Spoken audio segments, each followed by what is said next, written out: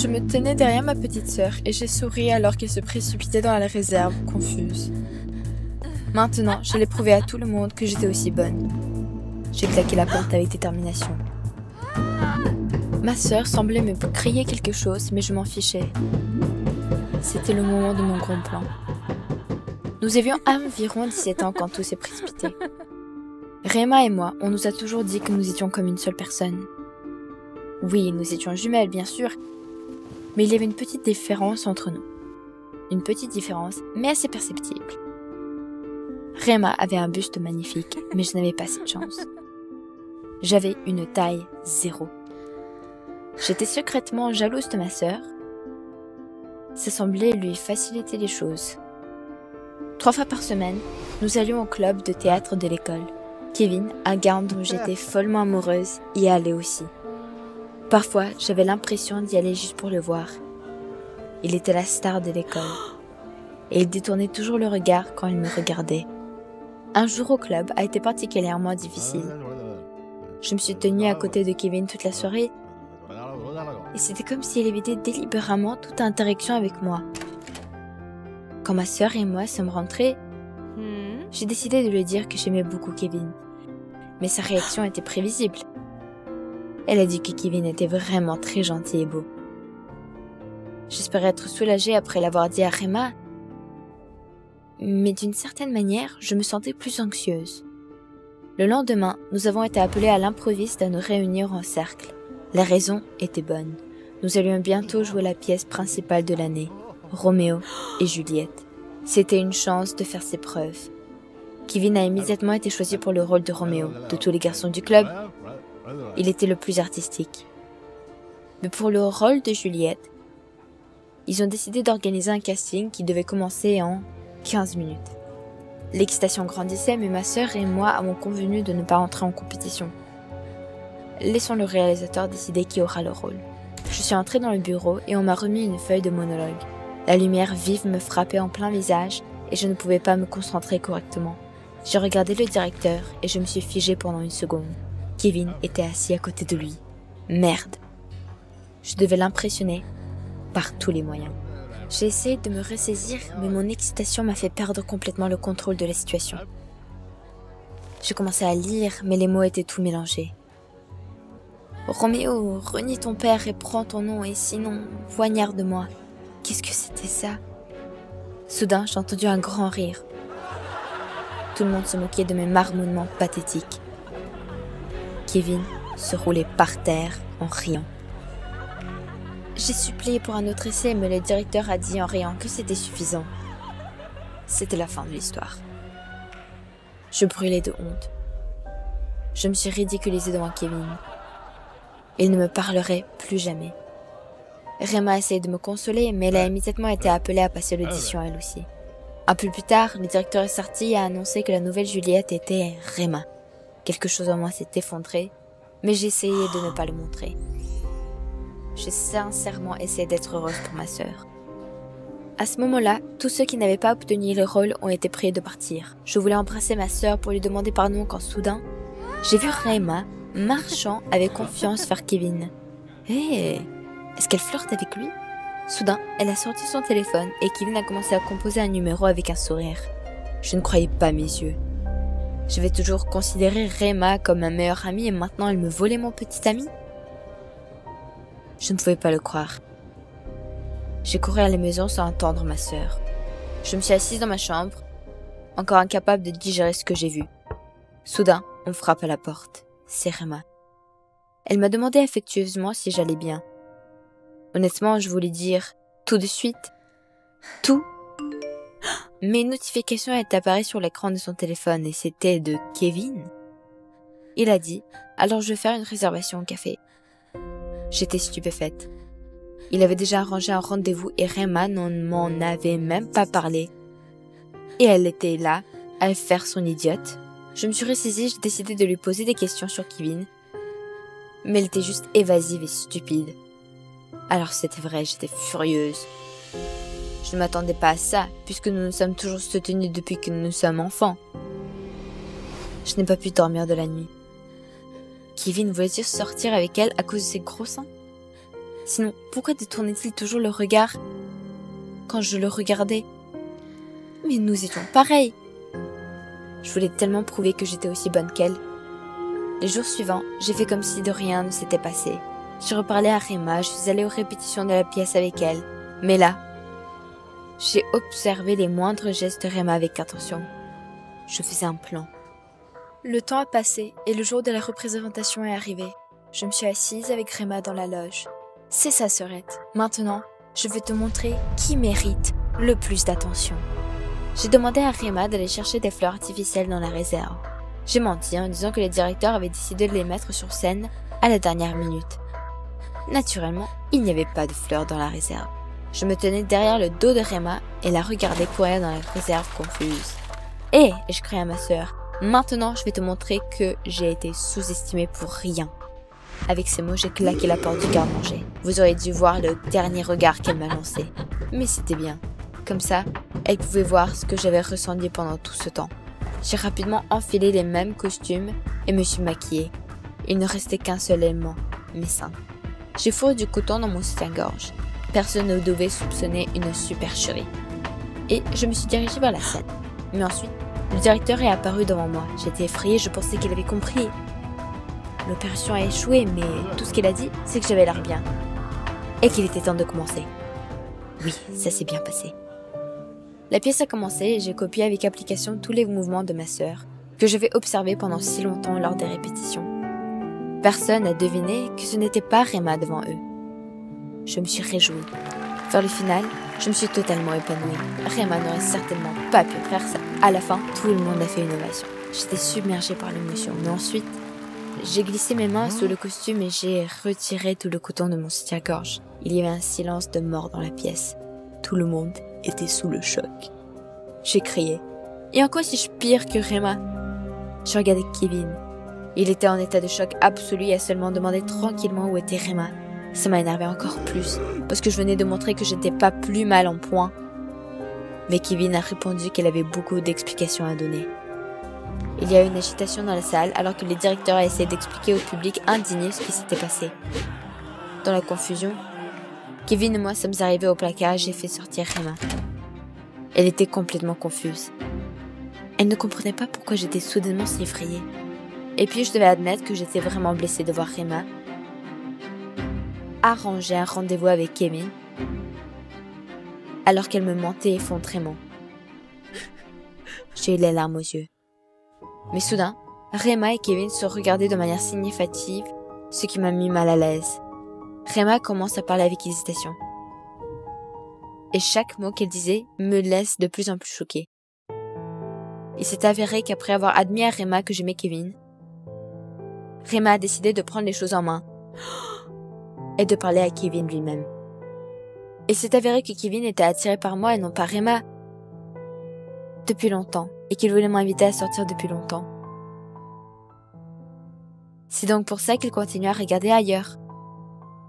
Je n'arrivais pas à y croire. Kevin a continué à parler. Il avait demandé à Rema de l'aider à préparer notre rendez-vous, car elle sait tout de moi. Et dans ce message que j'ai vu par hasard, il venait de dire qu'il avait fait une réservation pour moi et il voulait m'inviter juste après la pièce. Je n'en croyais pas mes oreilles. Donc Rema ne me trompait pas, mais essayait plutôt de m'aider. Je suffoquais littéralement de honte. Je ne pouvais plus me considérer comme une sœur. J'étais une personne horrible. Mais Rema, fâchée, me demandait de apprendre comment mieux communiquer. Je voulais m'agenouiller en face d'elle. Après tout ce que j'ai fait, ma pauvre sœur. Je n'oserais plus jamais lui faire un commentaire. Kevin est resté en retrait pendant tout ce temps. Mais j'avais trop honte pour le regarder. Soudain, il a dit qu'il me pardonnait aussi. J'ai littéralement gelé. Mais Kevin a ajouté qu'elle avait immédiatement remarqué que quelque chose n'allait pas avec sa Juliette. Il n'avait jamais ressenti un tel rapport pendant les répétitions. Kevin et Rema étaient là, souriants, et plaisantaient déjà sur la façon dont j'avais habilement réussi cette opération. Et je n'arrivais pas à croire que c'était si bien terminé. Je n'essaierai plus jamais de prouver quoi que ce soit à qui que ce soit. Nous sommes tous différents et même si ma sœur et moi sommes si semblables, nous sommes toujours belles à notre manière. Et aujourd'hui, j'ai eu l'occasion de le constater. Vous avez aimé l'histoire? Abonnez-vous et mettez un like, soutenez la chaîne. Merci. J'ai couru dans la chambre d'hôpital de ma sœur. Elle a eu une autre crise cardiaque et elle était assise et limait ses ongles. Sœurette, ça va? Claire était très heureuse et m'a rapidement dit qu'elle avait une tâche pour moi. Tout ce que tu veux et je laissais échapper. Mais je l'ai immédiatement regretté. Claire m'a demandé de prendre sa place à la réunion avec son fiancé, car nous étions jumelles. Tu es folle! Je n'irai nulle part avec cet imbécile impétueux. Claire a immédiatement serré son cœur et s'est mise à pleurer. Ce soir, elle avait une réunion importante avec le père de Bruce, Monsieur Wayne. Si tout se passait bien, Bruce ferait sa demande à Claire. Il ne me restait plus qu'à prendre sa place pendant que la vraie Claire était à l'hôpital. Eh bien non. Claire a supplié, son traitement était très coûteux et nos parents étaient sur le point de perdre la maison pour dette. Après avoir épousé le riche Bruce, nous aurions une fortune. Tu ne veux pas aider ta famille? Demanda Claire avec défi. Bien sûr, je ferai n'importe quoi pour la famille. Ma sœur m'a interrompu et a commencé à me donner des instructions sur la façon de me comporter. Et elle m'a envoyé me changer. Bruce sera chez nous dans 1 heure, tu dois être superbe. Une fois de plus, j'ai suivi la voie de ma sœur et je me suis lancée dans l'aventure. Elle me donne toujours des ordres comme un adulte, même si elle était née que 3 minutes avant moi. Comment allais-je jouer Claire? De toute façon, elle était glamour et sûre d'elle, et j'étais maladroite. Jane, tout court. Comment allais-je pouvoir égaler son petit ami plein d'entrain? Mais je n'ai pas pu faire grand-chose. Maintenant, je ne devais surtout pas me planter pour aider la famille. J'ai couru à la maison aussi vite que possible, et juste au moment où je mettais ma robe, la voiture de luxe de Bruce est apparue sous les fenêtres. J'avais peur qu'il comprenne rapidement tout, mais Bruce n'a pas semblé le remarquer et n'a pas cessé de me serrer dans ses bras. Je ne le supporte pas. Il m'a donné des instructions sur la façon de me comporter pendant tout le trajet. Merci, on m'a déjà tout dit. Mais tais-toi enfin. Lorsque nous sommes arrivés au manoir, Monsieur Wayne se tenait à l'entrée, jurant horriblement contre le jardinier. Oui, j'aurais certainement du mal. J'ai exhalé et forcé un sourire. Je devais être claire. Je me dirigeais vers Monsieur Wayne quand j'ai soudain trébuché sur une statue dans le jardin. Je suis tombée par terre. Et Monsieur Wayne s'est immédiatement précipité vers la statue. Bon sang, le bras est tombé. Pendant que Bruce m'aidait à me relever, son père me grondait. Comment pouvais-je être aussi maladroite et inattentive? Bruce m'a présenté à son père et a essayé de détendre la situation en faisant une blague gênante, disant que je pouvais être maladroite mais que j'étais une personne vivante, pas une statue. Son père, essayant de changer de sujet, m'a demandé comment s'était passé l'événement d'hier. De quoi parlait-il? Claire ne m'avait rien dit. J'ai paniqué et j'ai laissé échapper la première chose qui m'est venue à l'esprit. Les danses étaient exaltantes. Mais Monsieur Wayne m'a regardé comme si j'étais une idiote et a dit « Au conservatoire ?» J'ai réfléchi à la façon de m'en sortir, mais étonnamment, Bruce m'a aidé. Il a dit que le chef d'orchestre avait été tellement ému qu'il avait dansé au stand de musique. Je regardais Bruce avec gratitude. Il venait de me sauver. Monsieur Wayne a dit que je n'étais pas très douée pour la conversation. Mais Bruce m'a dit que j'étais une grande golfeuse. Monsieur Wayne était très heureux et m'a proposé de jouer. Je n'avais jamais tenu un bâton de golf de ma vie. Terrifiée, je suis allée sur le terrain. Bruce m'a donné une caisse de club et j'ai pris le premier que j'ai pu trouver. J'ai fermé les yeux, je me suis balancée de toutes mes forces et j'ai entendu un cri terrible. Chut! Je crois que j'ai cassé le nez de Monsieur Wayne. Je me suis immédiatement empressée de m'excuser, mais il m'a rudement repoussée et s'est dirigé vers la maison. Je voulais crier de désespoir. J'avais tout gâché. Maintenant, Monsieur Wayne ne laisserait jamais Claire épouser son fils. Je me demandais quoi dire à Claire quand Bruce est venu me voir. J'ai attendu sa colère, mais il s'est contenté de rire. Super court en fait. Je n'ai pas pu m'empêcher de sourire aussi. Waouh! Bruce n'était pas si ennuyeux. Puis, le majordome nous a appelés à dîner. Monsieur Wayne était silencieux à table, apparemment toujours en colère contre moi. Bien sûr, je le comprends. En essayant de mener une conversation, j'ai complimenté un des plats. En réponse, Monsieur Wayne m'a demandé avec arrogance si je pouvais cuisiner de la même façon. J'ai admis confusément que je ne savais pas cuisiner. Le père de Bruce a dit avec dégoût que la place d'une femme était dans la cuisine. Il m'a dit de faire au moins la vaisselle. Il m'a montré les assiettes. Eh bien, trop, c'est trop. Dans ma colère, j'ai crié à Wayne qu'il était un tyran et un misogyne. Wayne est devenu violet de colère et m'a dit de partir. Oh mon Dieu, qu'est-ce que j'ai fait? Qu'est-ce qui va arriver à Claire maintenant? J'ai quitté le manoir en larmes. Bruce m'a rattrapé à la porte. Il m'a dit sèchement qu'on devait partir. J'ai essayé de m'excuser, mais Bruce m'a coupé la parole. Nous avons pris l'autoroute, puis Bruce a pris un virage serré dans les bois. Il faisait déjà nuit et j'étais remplie de peur. Allait-il me tuer là-bas? J'ai essayé de demander à Bruce où nous allons, mais il n'a rien dit. Soudain, nous nous sommes arrêtés. Mon cœur battait la chamade. Prudemment, j'ai ouvert la porte et je suis sortie de la voiture. Et soudain, une vue fantastique de la ville s'est ouverte devant moi. Comme c'était beau. Puis Bruce a dit qu'il n'y avait pas de meilleur endroit pour... Il a fait une pause. Pourquoi? Bruce s'est mis à genoux et a sorti la bague de sa poche. Il a dit que j'étais la fille la plus courageuse qu'il ait jamais rencontrée. Son père n'a pas eu d'autorité pendant longtemps. Il n'était jamais content de rien. Donc même si son père n'approuvait pas notre mariage, Bruce voulait quand même m'épouser. J'étais une fille merveilleusement honnête. Quoi? On n'avait jamais dit de tels mots. Alors je l'ai fait. Ma sœur Claire allait bientôt se rétablir et mes parents auraient toujours leur maison. Oui, bien sûr, je suis d'accord. Et puis Bruce m'a embrassée. Quoi?